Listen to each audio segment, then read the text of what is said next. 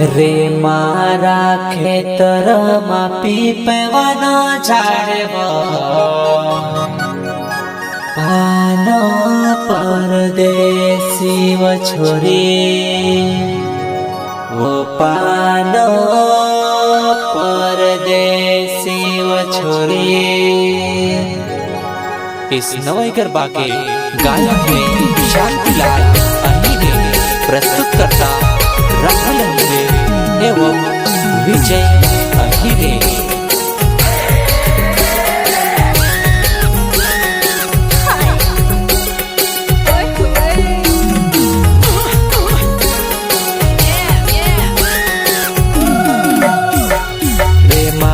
खेतर में पीपवानो झाड़ रे पानो परदेसी वो छोरी। रे मारा खेतर में पीपवानो झाड़ रे पानो परदेसी वो छोरी।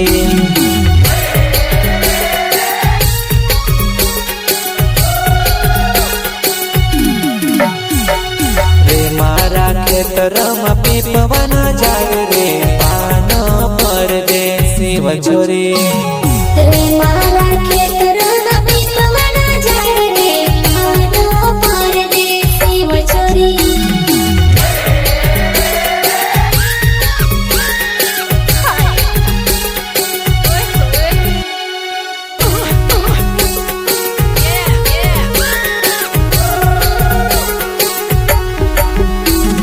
पहली अयण मार सासू जी आई रे पानो परदेसी वो छोरी। पहले अणज मार सासू जी आई हो पानो परदेसी वो छोरी।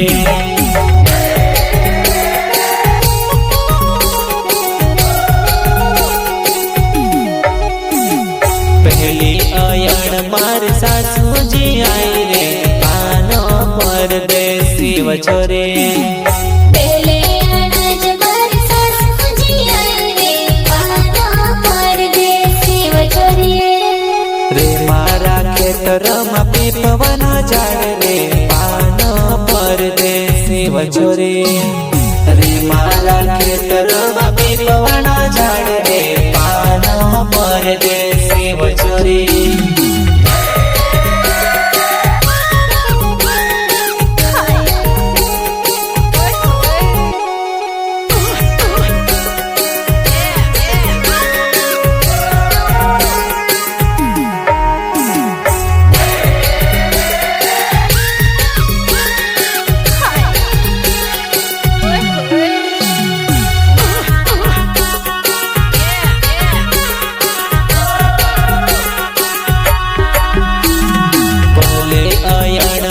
ससुरा जी आया रे पानो परदेसी वो छोरी।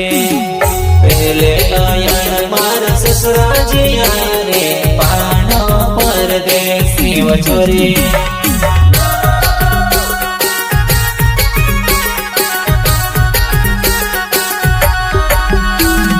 पहले अयण मार ससुरा जी आया रे पानो परदेसी वो छोरी।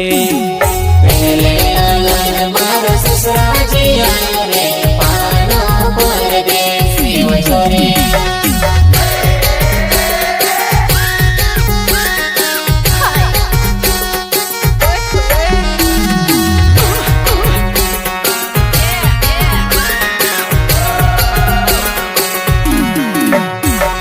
पहली अयण मार काकी जी आई रे पानो परदेसी वो छोरी।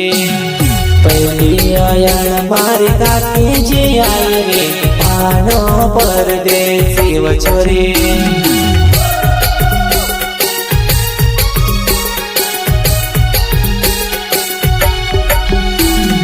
पहलो अयण मार काकू जी आई रे पानो परदेसी वो छोरी। पहलो अयण मार काकू जी आई रे पानो परदेसी वो छोरी। रे मारा खेतर में पीपवानो झाड़ रे पानो परदेसी वो छोरी। रे मारा खेतर में पीपवानो झाड़ रे पानो परदेसी वो छोरी।